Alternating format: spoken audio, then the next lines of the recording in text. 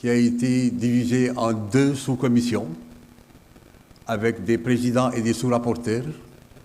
Et nous avons intégré ces 2 rapports pour en faire un rapport général de la commission réforme. Le rapport général va être lu tout à l'heure par le rapporteur général, M. Bamba Kassé, à qui je vais donner la parole. Je vous remercie. Merci. Merci beaucoup, professeur. Mesdames, Messieurs, il m'échoit le redoutable exercice ou la redoutable mission de vous faire part de façon synthétique l'économie des travaux de la commission réforme de la justice de ces assises des médias, de ces assises de la justice. Donc je vais d'abord présenter la composition de cette commission. Président Isaac Yankhoba Ndiaye, agrégé en droit. Vice-président, M. Mandiaye Niang, magistrat. Rapporteur, votre serviteur. Les sous-commissions ont été structurées comme suit. Organisation et fonctionnement de la justice. Président, M. Abdoulaye Ndiaye, magistrat. Rapporteur, M. Mor Ndiaye, magistrat. Commission acteurs de la justice. Président, M. Maurice Soudjek Ndion, enseignant-chercheur. Rapporteur, M. Samba Diouf, inspecteur de l'administration pénitentiaire.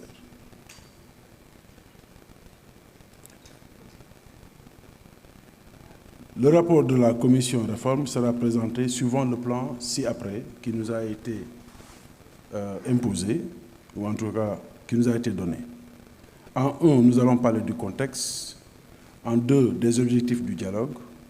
En 3, des termes de référence internes à la commission réforme. En 4, nous allons parler des objectifs de la commission. En 5, nous ferons l'économie du déroulement des travaux. Et en 6, nous vous ferons part des principales recommandations de la commission.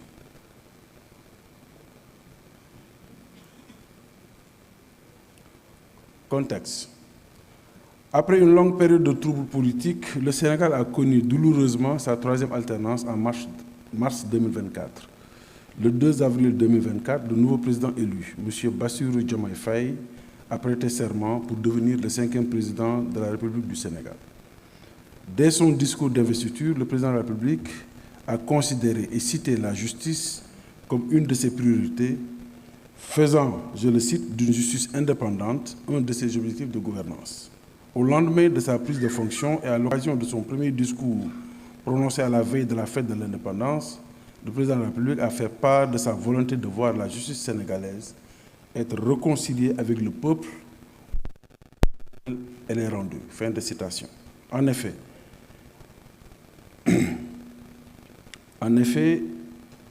beaucoup de récriminations portant sur le fonctionnement de la justice ont été au centre des débats dans l'espace public, particulièrement lors de ces dernières années, marquées par un contentieux électoral très controversé ayant comme conséquence des arrestations suivies parfois de condamnations.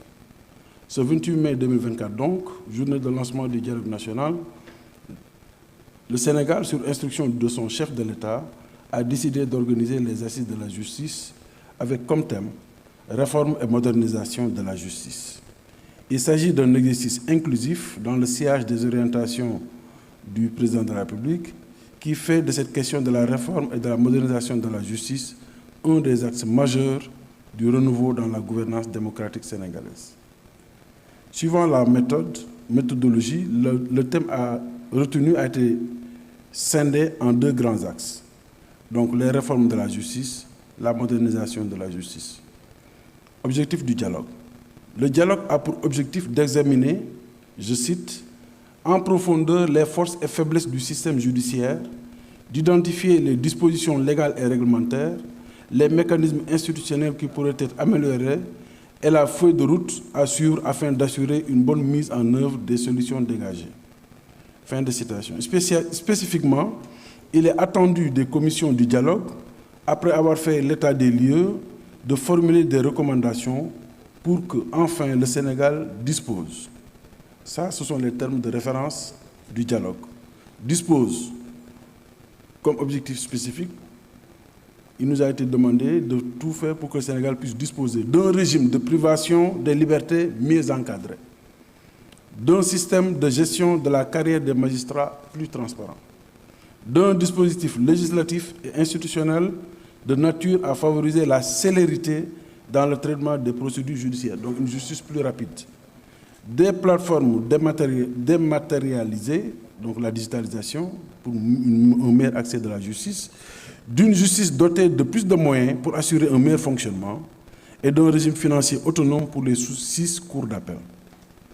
À ces objectifs spécifiques, il y a lieu de faire remarquer qu'il a été demandé également aux participants du dialogue de faire des recommandations dans le sens d'améliorer les conditions de travail et d'existence des acteurs, notamment les magistrats, avocats, greffiers, auxiliaires de justice, des personnels d'appui, fonctionnaires ou agents, de façon subsidiaire.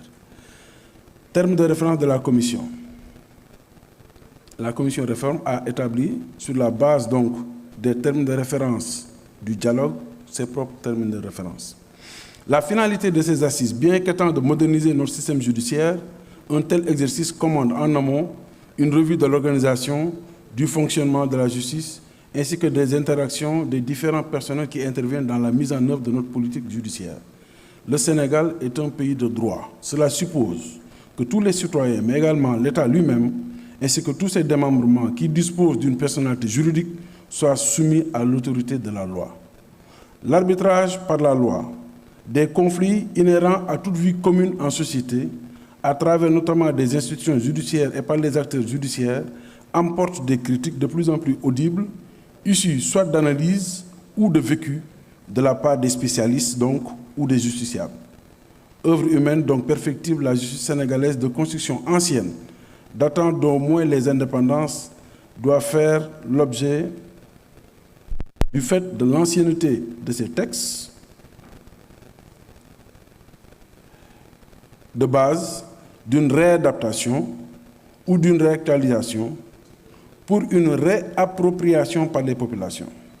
Pour ce faire, la Commission réforme s'est assignée la mission de procéder à une revue des textes, méthodes de fonctionnement et structures d'organisation, afin de mesurer leur efficacité et de proposer des mesures correctives le cas échéant.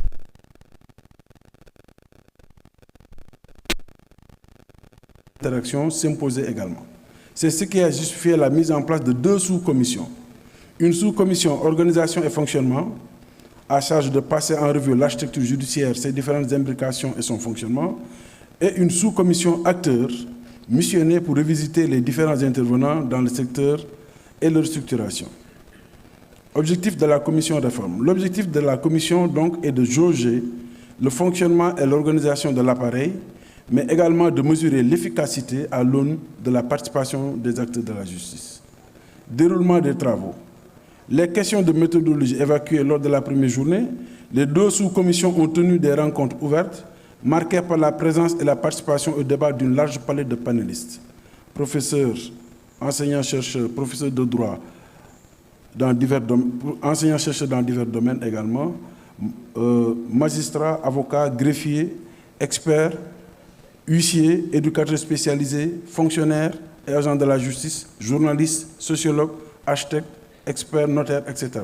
Mais également de justiciables sénégalais ainsi que de représentants de partis politiques, de structures de la société civile, organisations de défense des droits humains, militants de la transparence dans la gouvernance, associations en charge des détenus ou de leur réinsertion, associations représentant des justiciables particuliers, notamment les personnes handicapées, commerçants, artistes et monde culturel, notamment le président de la Maison des écrivains, qui a été un des doyens d'âge de ces assises, le doyen Aline Badara Bey, qui a quand même tenu, malgré son âge, à venir à toutes les sessions. Il y a également une forte présence d'anciens détenus durant ces travaux. Les assemblées, donc, qui constituent donc ces 2 sous-commissions, ont enregistré la présence de plusieurs spécialités, de plusieurs titres et plusieurs qualités, pour résumer. Rapport général de la Commission. Les 2 sous-commissions ont Au cours des travaux qui ont consacré parfois des thématiques transversales, par exemple, la question des pouvoirs du procureur a été adressée par les 2 sous-commissions. La question des détentions préventives également a été adressée par les 2 sous-commissions, ainsi que les conditions de détention et la question, par exemple, du juge des libertés également. Donc, les 2 sous-commissions ont analysé l'existant, noté des insuffisances et ou manquements et proposé des réformes qui consistent en 3 catégories d'actions. Amender des dispositions existantes dans notre ordonnancement juridique, légiférer et réglementer sur des matières nouvelles ou achever les processus de leur existence, mettre en œuvre des dispositions déjà consacrées mais pas appliquées. Pour rappel, les objectifs assignés par l'État, organisateur de ces assises, sont les suivants. Faire des propositions qui portent sur un régime de privation des libertés mieux encadré, un système de gestion de la carrière des magistrats plus transparent, un dispositif législatif et institutionnel de nature à favoriser la célérité dans le traitement des procédures judiciaires, des plateformes dématérialisées, une justice dotée de plus de moyens pour assurer un meilleur fonctionnement, un régime financier autonome pour les 6 cours d'appel. Dans tous les cas, le constat est unanime que la justice sénégalaise est inadaptée à bien des égards, inopérante dans d'autres, trop répressive et inefficace, aussi bien dans ses finalités que dans certaines de ses procédures.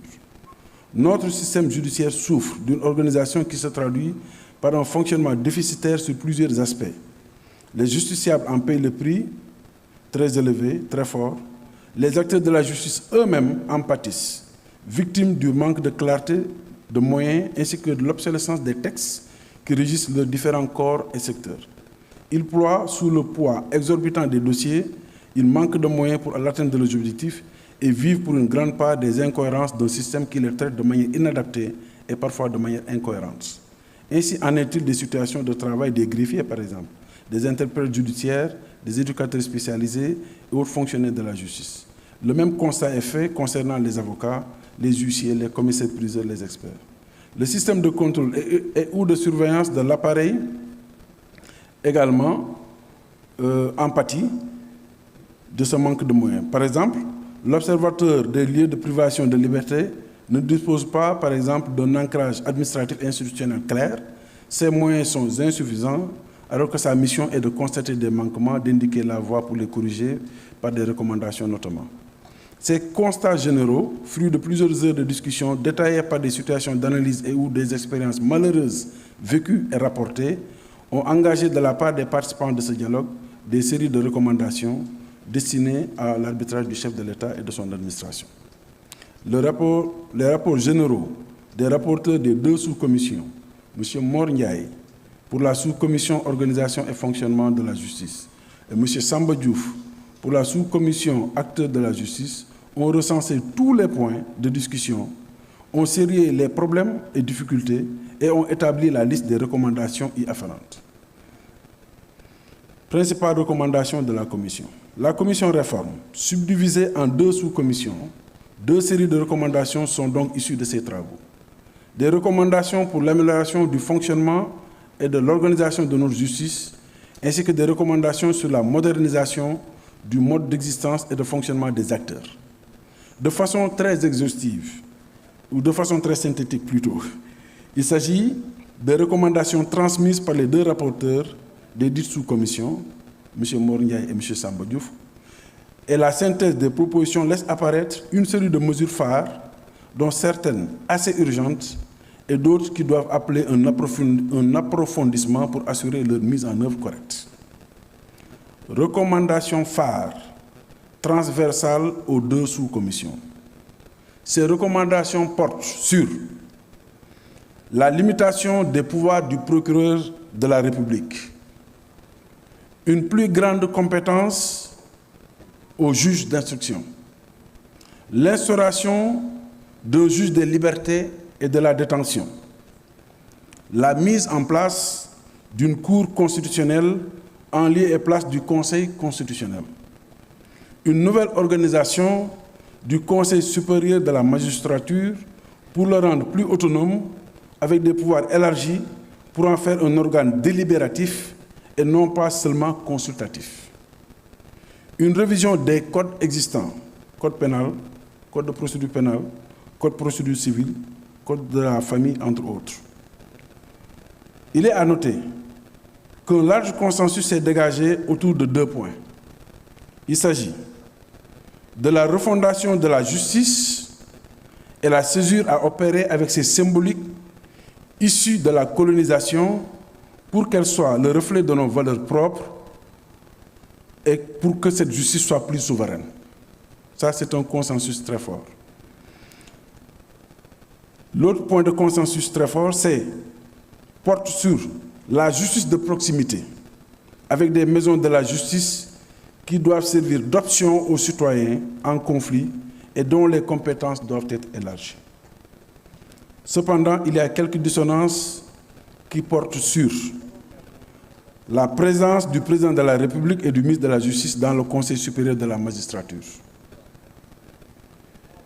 L'ouverture de ce conseil à d'autres corps. Sur ces 2 points, il y a quelques points de dissonance.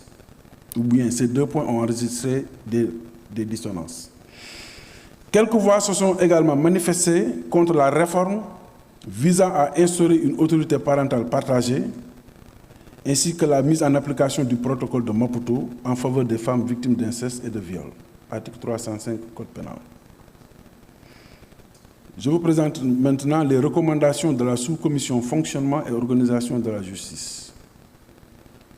Cette sous-commission a organisé ses travaux autour de 5 axes portant sur valeur et perception de la justice, accès à la justice, temps de la justice, réforme des codes, aménagement des peines et du régime pénitentiaire.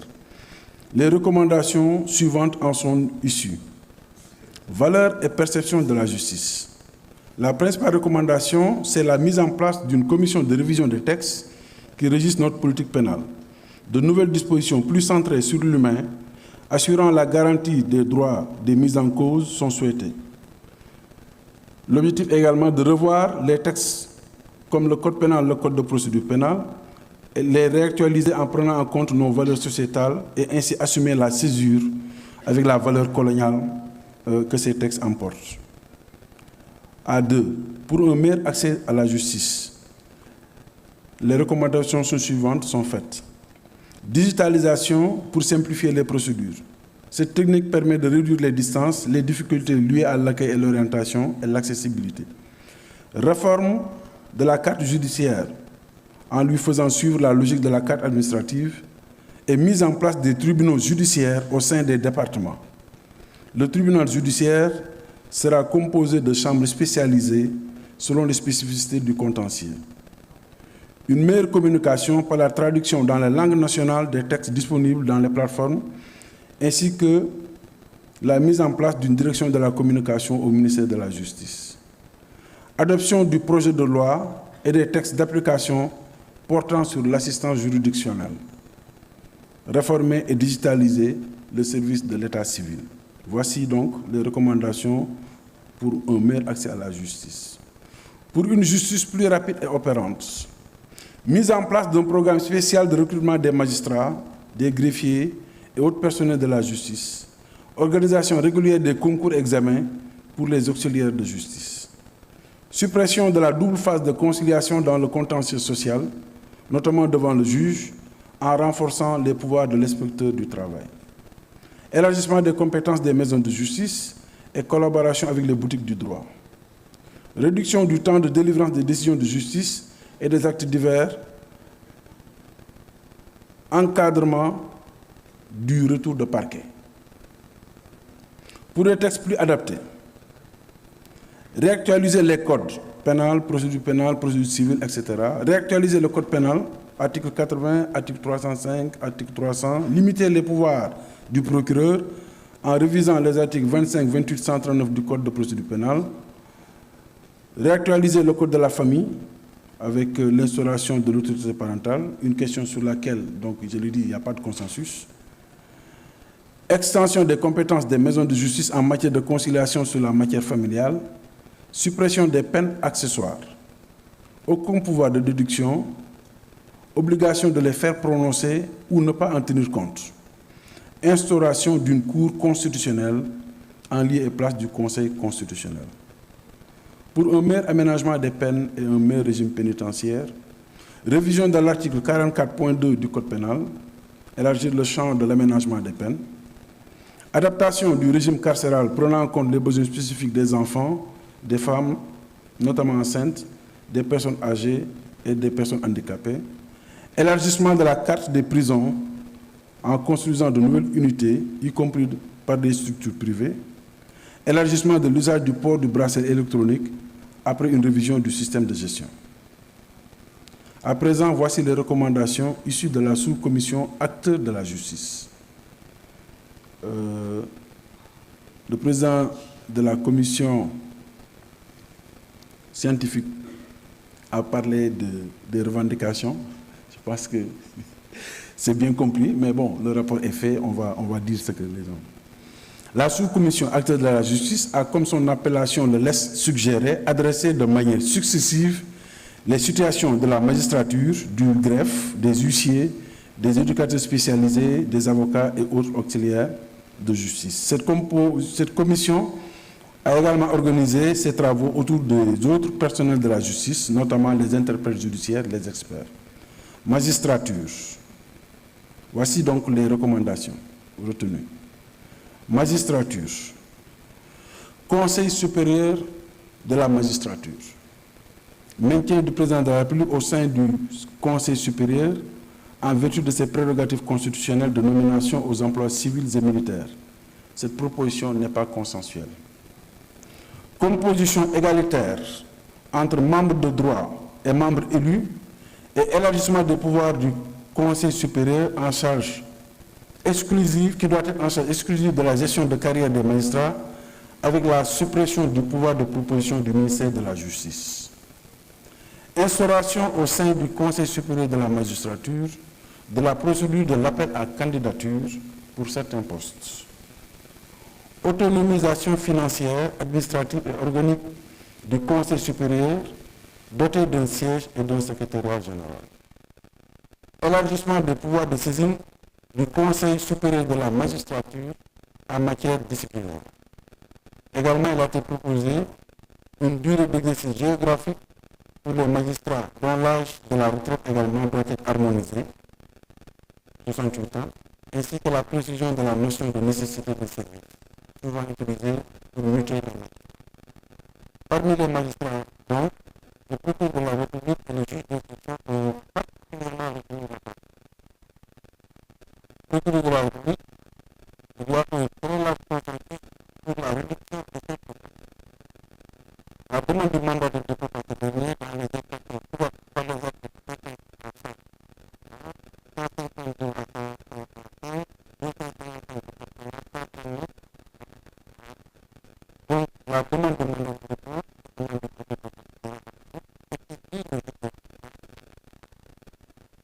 le juge d'instruction doit donc désormais échapper au ministère de la Justice, au juge des libertés et de la défense.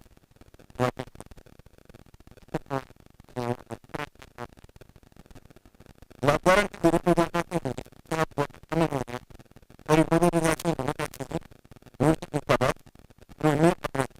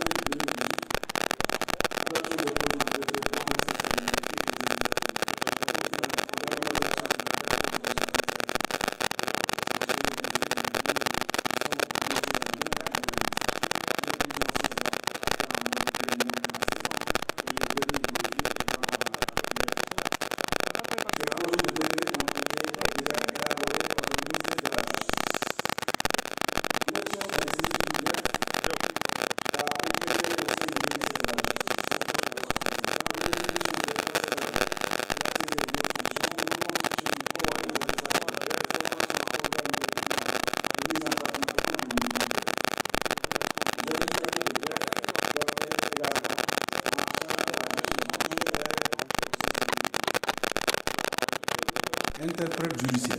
Pour ce qui est des interprètes judiciaires, les recommandations portent sur la mise en place d'un programme de recrutement qui doit être élargi. Par exemple, aujourd'hui, 47 interprètes judiciaires sont en attente de recrutement. Il est demandé pour ce corps l'introduction des interprètes en langue étrangère pour prendre en compte le contentieux qui concerne des personnes non sénégalaises. Et il est également préconisé un relèvement de la durée de formation ainsi que du niveau des diplômes requis. Bien entendu, il y a une partie des recommandations qui portent sur des indemnités spéciales de judicature et de suggestions qui doivent être accordées à ce corps. Personnel non judiciaire. Il s'agit du corps des planificateurs et des gestionnaires. Là aussi, il est préconisé la signature des décrets qui régissent leur statut. Éducateurs spécialisés. Pour cette catégorie de personnel, les recommandations portent sur la signature du projet de décret, sur leur statut bien entendu, le relèvement de leur niveau de recrutement, le caractère obligatoire de leur présence aux côtés des juges pour enfants, et enfin, la recommandation porte sur la prise en compte de leurs remarques sur le traitement des cas des mineurs par une procédure allégée et adaptée. Bien entendu, plusieurs difficultés liées à leur situation économique doivent être réglées par les autorités, notamment les indemnités de suggestion et de judicature. Huissier de justice et commissaire-priseur. Ici, les recommandations portent sur l'adoption d'une loi portant statut des huissiers de justice et commissaires-priseurs, suivie d'une modification du Code de procédure pénale pour y intégrer les garanties statutaires, ainsi que l'assistance à huissiers et la modification de la loi organique sur la Cour suprême pour permettre la prise de parole des huissiers à la rentrée des cours et tribunaux. L'autre recommandation, c'est la modification du décret portant réglementation des frais de justice en matière criminelle, correctionnelle et de simple police et le relèvement des tarifs civils et commerciaux. Une troisième recommandation porte sur la modification du Code de procédure pénale portant sur les règles d'encadrement relatives à la procédure matérielle d'expulsion et de démolition et une mise à jour des règles de signification. D'autres recommandations pour la dotation d'un siège, l'intégration dans l'organigramme du ministère de la Justice également sont notées. L'autre recommandation au niveau des huissiers de justice et des commissaires-priseurs, c'est la fusion des deux corps par la prise d'un projet, la fusion des deux corps, donc huissiers de justice et commissaires-priseurs. Le recrutement suffisant d'huissiers et de commissaires-priseurs, l'encadrement des procédures d'expulsion, ça a déjà été dit, l'organisation régulière des examens et concours, ça également ça a été dit, institutionnalisation d'une journée du patrimoine et nomination par décret des chefs de centre pour les archivistes. Ordre des experts. L'essentiel des recommandations concernant l'ordre des différents experts porte sur la création d'un siège, l'accès à l'aide juridictionnelle, la délimitation des attributions, le privilège de juridiction pour les membres, pour les experts, l'élargissement des compétences, la suppression de la déclaration de soupçon, la création d'un fonds de garantie, l'organisation régulière des concours des notaires, la décentralisation des charges des notaires donc dans les départements, le regroupement des notaires, l'harmonisation de l'âge de la retraite des ordres, des différents ordres, parce qu'à ce niveau, il y a plusieurs âges limites. Avocat. Ouverture de la profession d'avocat. Recrutement sur titre pour les agrégés en droit. Recrutement suffisant d'avocats. Mise en place de la CAPA et création de l'école des avocats. Harmonisation de la profession d'avocat conformément au règlement numéro 5 de l'UMOA. Effectivité du contrôle, liberté d'établissement d'un cabinet d'avocats en rapport avec les règlements précités. Enfin, les recommandations portant sur l'administration pénitentiaire. L'administration pénitentiaire est en attente de l'adoption de plusieurs dispositions d'ordre légal et réglementaire. Le statut de son personnel tarde à être réactualisé. Il s'agit de l'adoption du projet de loi portant statut du personnel et de ses décrets d'application, de l'adoption et de la signature des textes réglementaires d'application sur la création de la Direction générale de l'administration pénitentiaire ainsi que les arrêtés subconséquents, de l'élaboration d'un code pénitentiaire. Pour ce qui est des procédures d'exécution et d'aménagement des sanctions pénales, le rattachement et la coordination du centre de surveillance électronique des décrets sont également attendus. Il est également convenu que l'administration pénitentiaire fasse l'objet de son intégration au Conseil national de sécurité et à la communauté et dans la communauté du renseignement. Pour une meilleure efficacité, il a été retenu également que l'administration pénitentiaire qui dispose d'un plan de modernisation, puisse disposer d'un plan de modernisation, de construction de complexes pénitentiaires, et que la poursuite du programme de modernisation de la justice en ce qui concerne le camp pénal de Sébikotane particulièrement soit effective. La dernière série de recommandations sur l'administration pénitentiaire porte sur le relèvement de l'indemnité journalière pour une meilleure prise en charge des détenus, l'équipement des infirmeries, la construction d'unités hospitalières sécurisées au sein de certaines structures de l'administration pénitentiaire, la mise à disposition de médecins et de spécialistes des questions psychiatriques. Tout cela constitue également une très forte recommandation. Telle est donc, mesdames et messieurs, l'économie du rapport de synthèse des travaux de la Commission réforme.